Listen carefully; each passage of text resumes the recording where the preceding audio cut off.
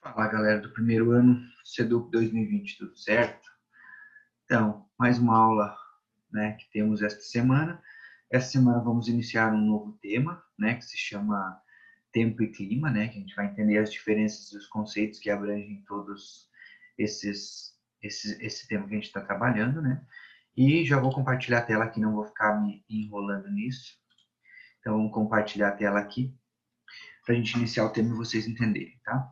Quando a gente fala em tempo e clima, muita gente confunde esses conceitos, né, e acham que é a mesma coisa e tal, mas não é a mesma coisa. Tempo e clima não são sinônimos e são coisas distintas, beleza? Vou tentar explicar para vocês, né, essa questão do tempo e clima e espero que vocês entendam essas diferenças, beleza? Seguindo aqui, né? Primeiramente, né? Alguma vez, muito provavelmente todos nós já saiu de casa e se preocupou com a situação do tempo, com o estado do tempo, né? E dependendo das condições atmosféricas ao nosso entorno, né? Então, né? A gente se preocupa porque pode ir para algum lugar e chegar lá, né? Na escola molhado, ou chegar no encontro molhado, entre outras coisas, né? Ou eventualmente sentir frio com o passar do tempo se não levar uma blusa. Enfim, né? Então, temos que entender o tempo e o clima, né? São essas correlações que a gente tem com o nosso dia a dia. Beleza? Então, primeiramente, o que é tempo? Tempo do relógio? Não. Quando a gente está falando entre tempo e clima, tem uma relação um pouco diferente sobre o que é o tempo do relógio. Basicamente, o tempo corresponde ao estado atmosférico em um determinado local de forma momentânea, então vai ficar por um curto espaço de tempo. Sendo assim, o tempo está sujeito a variações, né? A gente vive em uma região, por exemplo, de Lages, em que a gente tem várias estações num dia só. De manhã cedo é frio, às 10 horas chove, de meio-dia é quente, início da tarde chove e próximas 18 horas chove de novo, né? Então a gente tem um tempo bem complexo de se entender, né, com variações em torno do dia.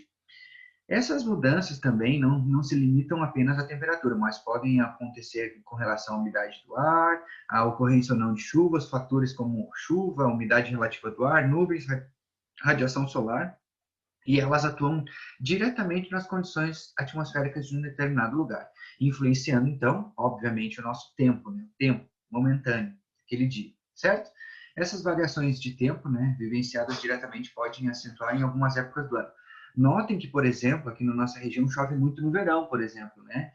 Em algumas outras estações do ano não chove tanto, mas no verão a gente tem um tempo, né, um clima que no verão, por exemplo, chove todas as tardes, praticamente, né? Então, aqui no slide ele comenta que os índices pluviométricos de chuva podem variar em determinados locais e isso tem total interferência, certo?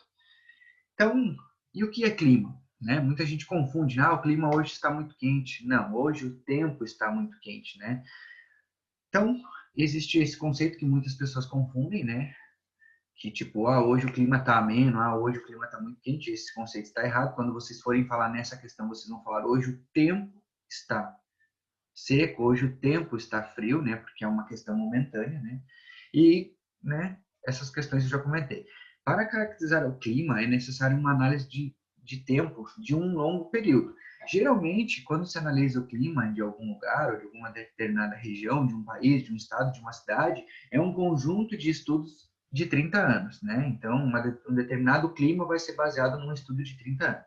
Então, pode-se dizer que o clima é um conjunto ou sucessão dos tipos de tempo e seus elementos, baseado num longo espaço de tempo, geralmente 30 anos. Por exemplo, a média de chuvas em Lages no mês de novembro é 150 milímetros. Essa conta foi feita baseado num histórico de 30 anos que foi feita nessa determinada região. Beleza? Outra questão que a gente confunde muito é a questão da previsão do tempo e a previsão do clima, certo? Aquela previsão do tempo é aquela que é falado todos os dias no jornal, por exemplo, no Jornal Nacional, certo? Então, a previsão do tempo, ela vai fazer uma previsão do tempo no próximo dia, certo? E a previsão do clima, ela vai fazer um prognóstico para os próximos anos. Por exemplo, seguindo as bases de clima, né, baseadas nos históricos dos últimos 30 anos, a temperatura média nos próximos anos vai ser essa, por exemplo, né? Vai aumentar 1 grau a cada ano, por exemplo, né? Então, a previsão do tempo é responsável por analisar e descrever as condições atmosféricas de um determinado local, né, simulando para dias futuros, geralmente entre 15 e 30 dias, né, e como o tempo é um estado momentâneo da atmosfera, podendo ser alterado por diversos fatores, como eu já comentei há alguns slides atrás, né, e essas previsões de tempo são passíveis de erro, porque as questões climáticas são muito dinâmicas, né, e podendo ser alteradas a qualquer instante. Quanto mais longo for esse período, né, mais se perde a confiabilidade, né, porque esses conceitos eles acabam, né, se alternando, né. E aí, qual que é a diferença, né, entre previsão do tempo e previsão do clima, né? Essa previsão, né, do tempo é feita por meteorologistas que se baseiam em dados como a ocorrência das nuvens, visibilidade, média de temperaturas, pressão atmosférica da região, entre outras coisas, né, para chegar às condições meteorológicas do local.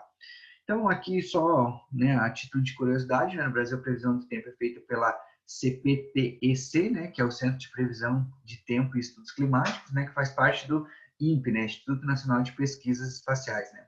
E já a previsão do clima, como já comentei para vocês, procura analisar as condições atmosféricas para mais do que alguns dias, né, diferentemente da previsão do tempo, né. Esse tipo de provisão é a longo prazo, né, não se preocupando com a ocorrência de um sistema atmosférico em um local exato, né, ele não, a previsão do clima ela é diferente, né.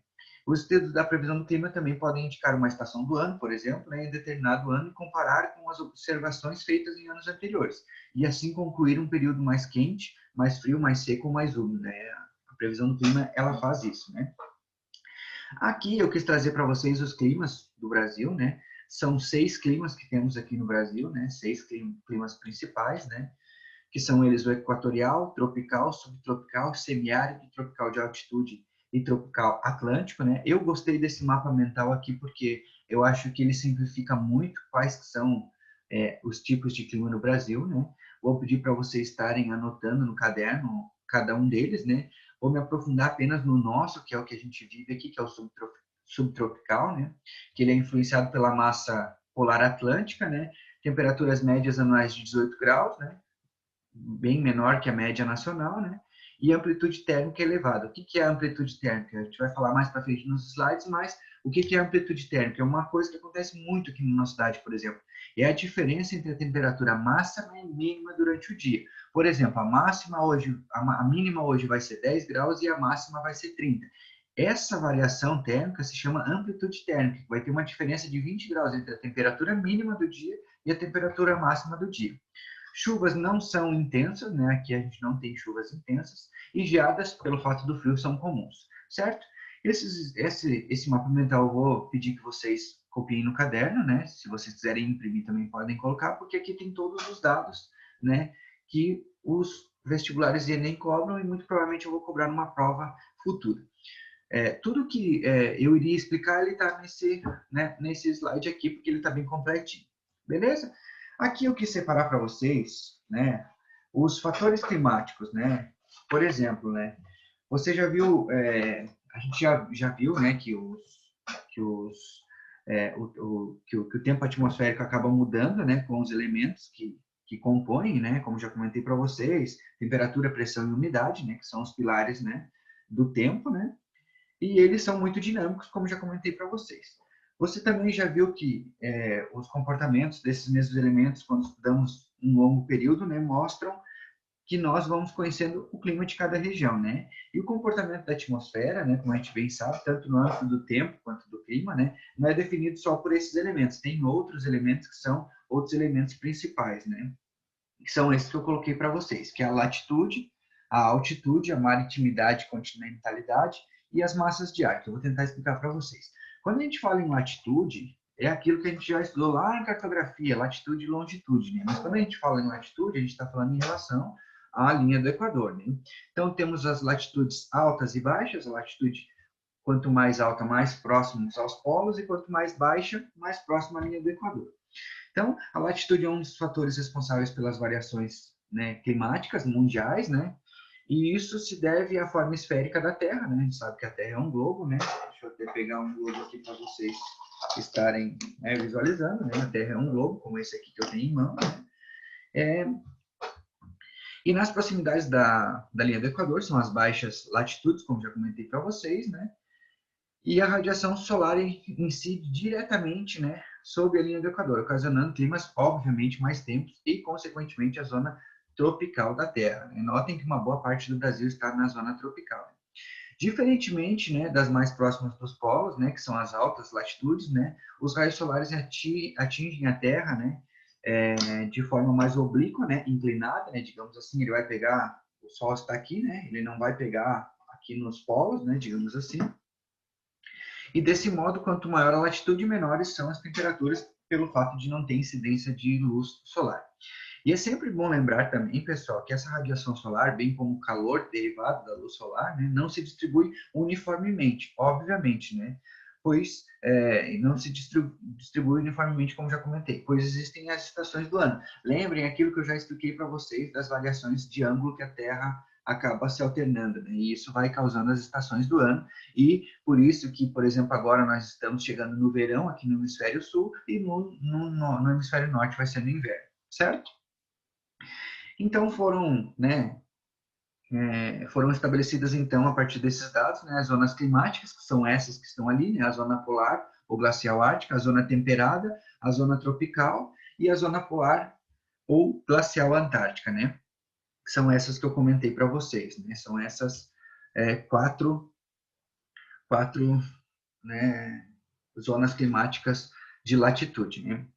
Aqui nesse slide aqui vocês podem ver a incidência dos raios solares, né?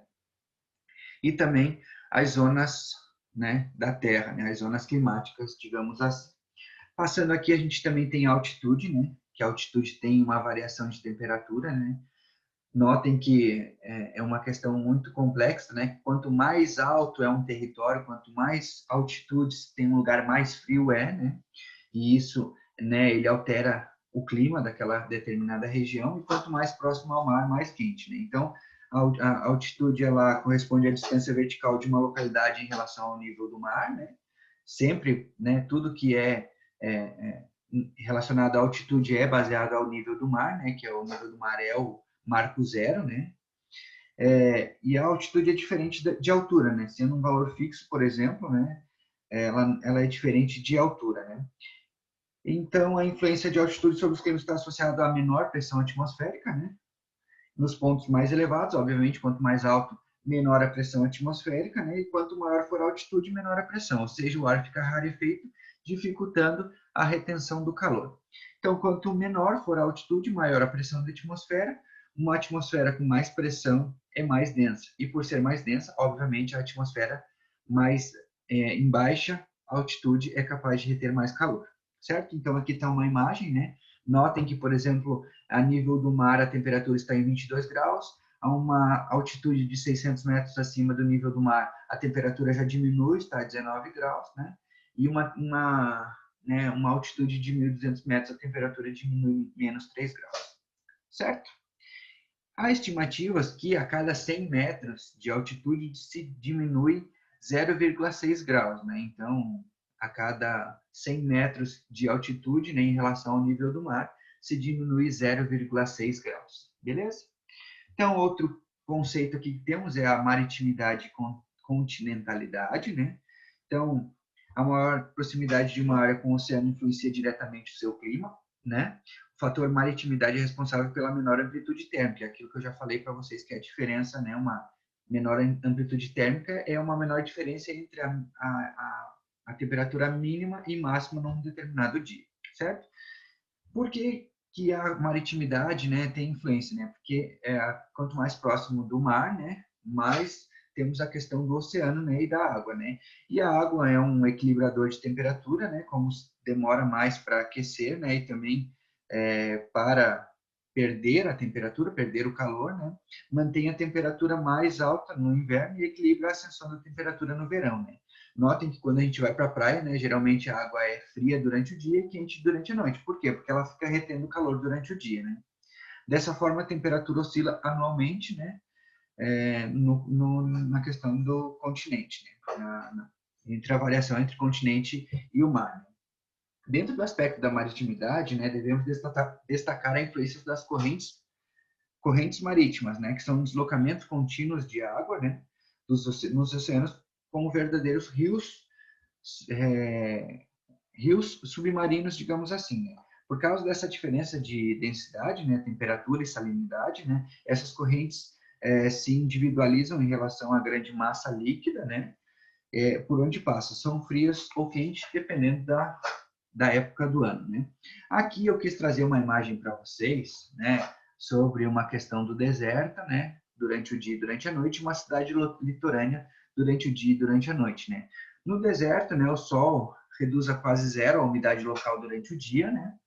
E não há formação de nuvens, já que existe pouco vapor de água, né? Para se formar nuvens, né, precisa-se de vapor de água, né? E à noite o calor se dissipa rapidamente quando anoitece, porque a ausência ou escassez de nuvens impede que ele seja retido e o calor acaba subindo, né? Já numa cidade litorânea, né, de manhã a umidade resultante da evapotranspiração, que eu vou explicar para vocês, né, o que é mais para frente, é maior e o vapor d'água se aprisiona parte do calor do dia, né? Já à noite as nuvens funcionam como estufa, retém o calor do dia, né, pelo fato que o calor está subindo, né? E evita grandes percas durante a madrugada, liberando pouco a pouco, né, a questão da água. Então, a questão da maritimidade e continentalidade é isso, né? Outra questão que a gente tem que entender também são as massas de ar, tá?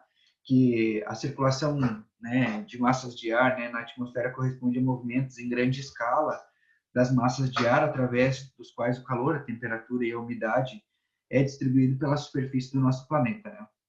Notem que aqui temos várias massas de ar se deslocando, né, no nosso planeta. Aqui a gente pegou o continente americano e o continente africano e europeu para vocês entenderem, né, a circulação dessas massas de ar, né?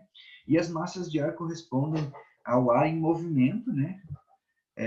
E são porções da atmosfera que carregam consigo as características da sua área de origem. Elas podem ser quentes ou frias, né, influenciando, né? Podem ver que nos telejornais eles falam, uma massa de ar quente vai passar por Santa Catarina e vai trazer chuva, vai trazer calor porque está se misturando com uma massa de ar fria, né? E seu deslocamento está vinculado às diferenças de pressão atmosférica na superfície terrestre, certo? De modo geral, regiões de alta latitude e alta pressão, né, originam-se massas de ar frias e se deslocam para a faixa equatorial, né? Como vocês podem ver aqui, né? Nessa imagem aqui. Então, basicamente, as massas de ar são isso. É claro que esse tema é extremamente denso, né? E para a gente explicar, seriam mais de uma aula para a gente explicar cada um desses temas, porque eles são complexos. Então, estou tentando resumir para vocês. Tranquilo até aqui? Vamos seguindo. Quando a gente fala em clima, a gente tem que entender as anomalias climáticas, né? Que é o que a gente comenta muito, a gente vê muito se falar, né, nas anomalias climáticas, né? E muito se fala sobre o El Niño e a Laninha, né? Sobre como eles interferem, né, em territórios e em anos que temos El Niño e temos Laninha. O que é esse El Niño e o que é a Laninha, né? Como a gente sabe, né, o El Niño e a Laninha são eventos climáticos do Oceano Pacífico, como vocês, né, podem ver aqui na imagem, né, e correspondem ao aquecimento e resfriamento das águas do Oceano Pacífico, ocasionando efeitos em várias partes do mundo, né? Então, pelo fato de se acontecer no Oceano Pacífico, né, ele acaba ocasionando mudanças climáticas em vários locais do mundo. Como a gente sabe, né, o clima é influenciado por uma gama muito ampla e variada de elementos, né, sendo sensível a alterações de cada um deles. Temperatura, pressão, massas, entre outras coisas, como já comentei para vocês. Chuva, altitude, vegetação, inúmeros fatores climáticos, né? E esses fatores estão interligados, né, pelo fato de ser um contexto bem complexo, né? E eles acabam se influenciando. No entanto, alguns acontecimentos climáticos são classificados como anomalias, que é o El Niño e a Laninha, que eu vou tentar explicar para vocês agora. E as duas principais anomalias são essas que eu estou falando, né? Quando a gente fala em El Niño, né, é o fenômeno resultante do aquecimento anormal das águas do Oceano Pacífico, né, na costa litorânea do Peru, né, do país próximo ao Brasil, né? E esse fenômeno produz algumas massas de ar quentes e úmidas, né, que geram algumas chuvas na região do entorno, né, com a diminuição do regime de chuvas em outras localidades, né? Tais como a Amazônia, o Nordeste brasileiro, né, a Austrália, a Indonésia e outras regiões. O Brasil, né, esse fenômeno contribui para o aumento de chuvas na região sul, né, então é importante, né, que ele aumenta as chuvas na região sul, né, em algumas partes do Sudeste e do Centro-Oeste brasileiro, certo? Aqui nessa imagem aqui vocês podem notar, né, como que é o movimento El Niño, né, em um ano normal e um ano de El Niño, né, que vocês podem notar que o movimento, né, o movimento dessas questões climáticas é ao contrário, né. Notem que aqui ele faz um giro em anos normais, né, em sentido Austrália, e em anos de El Niño ele faz um movimento ao contrário. Então, as massas de ar elas acabam indo contrariamente e empurrando essas questões climáticas, né, notem que para o centro do continente americano, né, principalmente na América do Sul. E quando a gente fala em Laninha, o fenômeno é exatamente inverso, né? Ela representa um esfriamento anormal das águas do Pacífico, né, em virtude do aumento da força dos ventos alísios. No Brasil, né, a Laninha provoca efeitos opostos, né, com a intensificação de chuvas na Amazônia, né, no Nordeste e em partes do Sudeste. Além disso, a Laninha provoca, né, a queda de temperaturas na América do Norte e na Europa, né. Então, os eventos climáticos do Pacífico são cíclicos, né, como quase tudo na Terra, ou seja, repete-se durante um determinado tempo, podendo manifestar a cada 3 ou até 7 anos. Né? O El Niño, né, ele é mais comum, né, vem sendo mais comum que a Laninha, né, em razão dos eventos climáticos globais, que é uma questão, né, muito conceituada nos dias atuais, né, e o comportamento cíclico das águas, né, que tem aumentado a sua temperatura nos últimos 20 anos. Quis trazer para vocês aqui também alguns conceitos que são de clima e tempo, né? Claro que como vocês podem perceber, clima e tempo são inúmeros conceitos, né? Mas eu quis trazer alguns para vocês. O primeiro deles, amplitude térmica, que eu já expliquei para vocês, que é uma expressão utilizada para indicarem a diferença entre a temperatura máxima e mínima registrada em um mesmo lugar durante um certo período. Essa é a amplitude térmica, né? Ela pode ser validada diariamente, mensalmente ou anualmente, né? E é um conceito frequentemente utilizado para comparar diferentes tipos de clima, beleza? Amplitude térmica é isso. Quando a gente fala em bioma, temos vários livros e vários tipos de conceitos, mas basicamente biomas é um conjunto de vida vegetal e animal, constituído pelo agrupamento de tipos de vegetação, que podem ser identificados a nível regionais, com condições de geologia e clima semelhantes, que historicamente sofreram os mesmos processos de formações de paisagem, aquilo que a gente já estudou lá no começo do ano, né, resultando a uma diversidade de flora e fauna própria. Beleza? Outros conceitos aqui, chapada, né? A chapada é um termo usado para designar uma forma de relevo caracterizada por uma região extensa com uma altitude elevada e topo relativamente plano. Aqui temos uma imagem para ilustrar isso que eu estou comentando para vocês. Isso aqui é uma chapada, né? Temos a Chapada da Diamantina, Chapada dos Guimarães, entre outras no Brasil. Mas a imagem fica claro aqui para vocês, né, como é uma chapada. Outro conceito para vocês também, que eu vou explicar, mas esse aqui eu vou deixar para uma próxima aula, que são os tipos de chuva, né? Eu vou deixar para uma próxima aula, não vou nem comentar as chuvas orográficas, né? Outro conceito que está aqui é o climograma, né? Que aqui tem uma tabela, né? É uma ferramenta clássica de representação do clima que permite uma compreensão mais fácil do perfil climático de cada região. Aqui ele está falando sobre a temperatura média na determinada região, a temperatura mínima, né? Temperatura máxima em determinada região e o índice pluviométrico, o índice de chuva em um ano. Então, o climograma é essa tabela aqui, né, que tem esses 4 conceitos aqui, que é a temperatura mínima, média, a máxima e a chuva num determinado período. Beleza? Outro conceito aqui para vocês são colinas, que a gente sempre escuta, né, que são pequenas elevações da superfície, em geral com altitudes em torno de 50 metros. Então, superfícies que têm pequenas elevações no ambiente, que não tem mais que 50 metros, são conhecidas como colinas, beleza? Outro conceito interessante também são as depressões, que são áreas rebaixadas, né? Que são áreas rebaixadas. Divide-se em duas, né? Que são as absolutas e as relativas, né? As absolutas são aquelas que os rebaixamentos são abaixo do nível do mar, né? E relativas que são mais baixas que seu entorno. Por exemplo, estamos aqui no Planalto Serrano e temos depressões, né?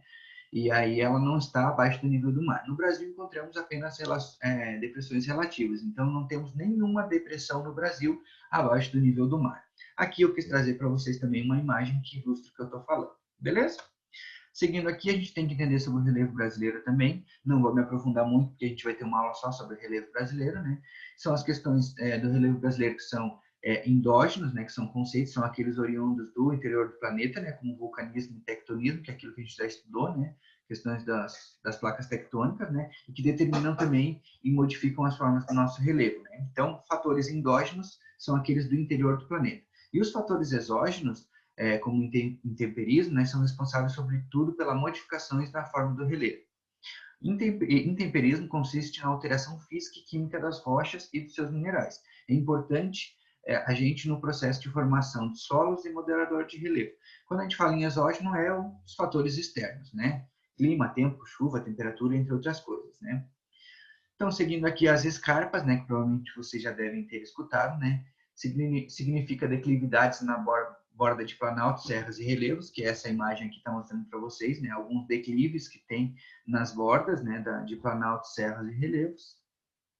Outro conceito que eu quis trazer para vocês também é a evapotranspiração, que eu falei há uns slides anteriores, né, que é o processo de transição do estado líquido para o gasoso da água contida nos solos, nas plantas, oceanos, lagos, represas. Então, é aquele processo, né, de formação de nuvens, né, e a formação da chuva. Notem aqui que a água está evaporando pelo calor do sol, né, seja ela no rio, seja ela das plantas, seja ela da superfície, né, e aí ela acaba essa água acaba indo para as nuvens, acaba fazendo-se o processo de chuva, né, o índice pluviométrico, e acaba essa água retornando, né, para o solo. Beleza? Outro conceito também, os morros, altitudes de relevo um pouco mais elevados, né, com altitudes entre 100 e 200 metros. Então, tudo que tem entre 100 e 200 metros são morros, tá? Tranquilo. Outra questão que vocês provavelmente já devem ter estudado lá no ensino fundamental são as planícies, né?